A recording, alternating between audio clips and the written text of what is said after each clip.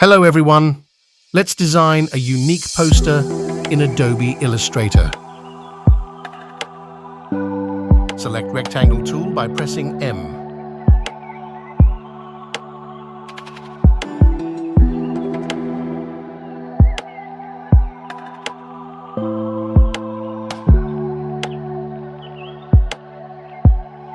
Press I and fill the color with the help of eyedropper tool.